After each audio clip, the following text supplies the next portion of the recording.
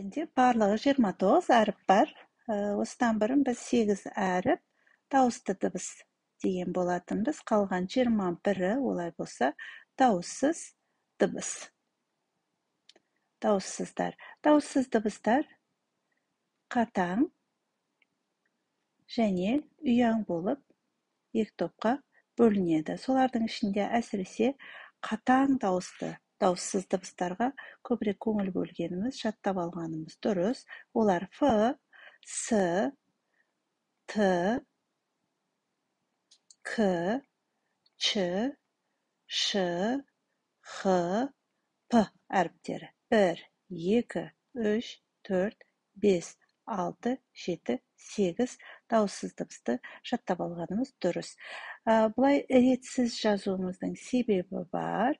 Бұны жаттау үшін бізге оңай болсын деп фыстықчы шахап деп жаттап алуға болады. Фыстықчы ол фыстық фисташки. Фисташки сататын шахап деген адам деген фыстықчы шахап деген осы екі сөзді жаттап алсақ, осы екі сөздің ішіндегі дауыссыз дыбыстар қатаң. Ал қалған дауыссыз дыбыстар ұяң. Не үшін қажет бізге бұл? Қосымша жалғанған кезде дауыссыз дыбыспен бітетін сөздерге егер сөз қатаң дауыссыз дыбыспен бітетін болса, одан кейінгі жалғанатын жалғауда қатаң дауыссыз дыбыспен басталатын қосымша болуы тиіс. Мысалға, жа, же, ча, че деген қосымшаларды мысал ретіп көрсетейік. Бұл ша, ше, мысалы түркше, қазақша, парсыша, французша дегендегі ша, шелер. Мысалға, қазақша деп айтайық. Казак, қараймыз, мынау соңында к. Бұл қатаң дауыссыз дыбыс. Олай болатын болса, өзінен кейін ч-мен басталатын қатаң дауыссыз дыбысты талап етеді. Онда ч-ны жазамыз. Бізде екі ча бар, че бар. Қайсын аламыз? Чаны таңдаймыз. Өйткені соңғы және сонымен қатар соңғы дауысты дыбысқа да қараймыз. Сондықтан ол казак ча болды. Ал егер түркче деп жазатын болсақ, түрк тағы да қарадық. Соңында к бар. Олай болса біз ч мен басталатын вариантты таңдаймыз. Ал бұл жердегі дауысты дыбыс шіңішке болғандықтан ча емес, әрине че болады. Казак ча, түрк че. Фарс, парсыша деп айтайық. С-ға қараймыз. С бізде көріп тұрмыз, бұл қатаң. Олай болса тағы да ч-ны таңдаймыз. Дауыссыз дыбысқа қараймыз. А дауыссыз дыбыс жуан болғандықтан бұл жерде ча, фарсша, парсыша. Ал егер ол француз болатын болса, французша дегеніміз келсе, соңғы дауыссыз дыбысқа қараймыз. Қатаң дауыссыз дыбыс па бұл? Жоқ, олай емес, ұяң. Олай болса, біз ұяң ж-ны таңдаймыз. Ж, соңғы дауыссыз дыбысқа қараймыз. Олай болса, бұл француз жа болады. Алман, неміс, немісше. Алманы, ұяң. Олай болса, ж. Аға қараймыз. Ол жуан. Олай болса, жа. Алман жа. Немісше. Чин, Қытай. Н-мен бітті. Ол ұяң. Дауыссыз дыбыс. Олай болса, ж-ны таңдаймыз. И бізде шіңішке. Олай болса, чинже болады. Міне қатаң дауыссыз дыбыстарды жатқа білетініміз болсақ, біз осылай қосымша жалғаған кезде қателеспейтін боламыз.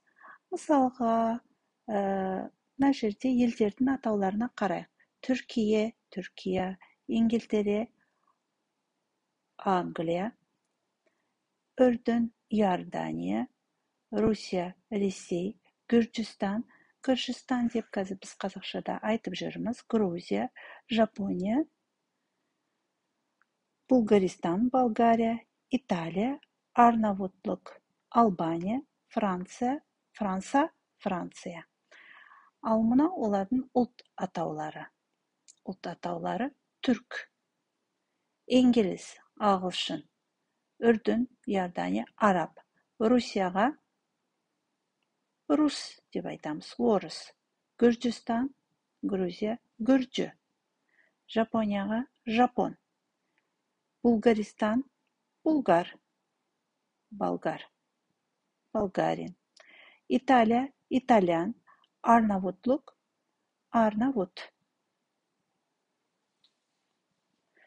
Біз осының алдындағы сабақта л, ли, лу, лөні алған болатынбыз.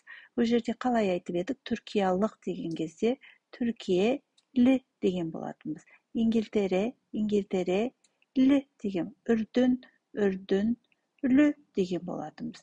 Русия, Русия, л дегенбіз. Гүржістан, Гүржістан, л. Жапония, Жапония, л.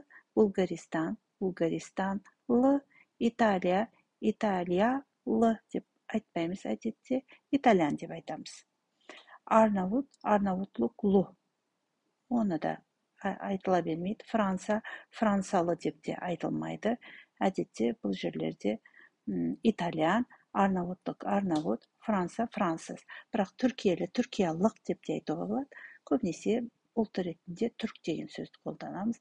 İngiliz, араб, рус, гүржі, жапон. Және олардың тілдері. Түркия, түрк.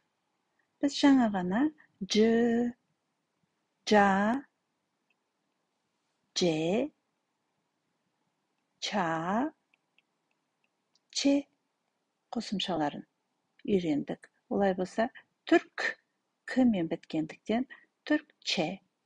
İngiliz, z, ұяң, сондықтан İngiliz, же. Араб, жазып көрейік.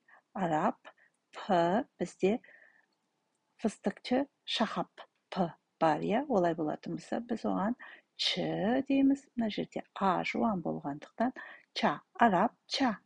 Рус, с. Жаңағы фыстықчы шахаптың ішінде бар бұл. Қатаң. Олай болса, рус, ча деп. Гүржі, дауысты дыбыспен бітті. Дауысты дыбыспен бітетін болса, онда біз жа немесе жені таңдаймыз. Шыңшке болғандықтан гүржі, же. Жапон, жапон, н, ұяң. Олай болса, жыны таңдаймыз.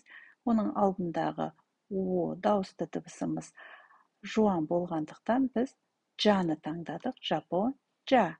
Bulgaristan, Bulgarға қараймыз. Bulgar, р, ұяң. Олай болса, жыны таңдаймыз. Оның алдындағы дауысты дыбыс а. Bulgar, жа. İtalyan, İtalyan,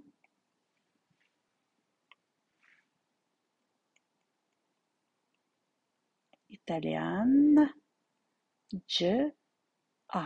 Arnavut, t-мен бітті. Сондықтан ч келді. Оның алдындағы у жуан болғандықтан Arnavut ча деп айттық. Енді француз.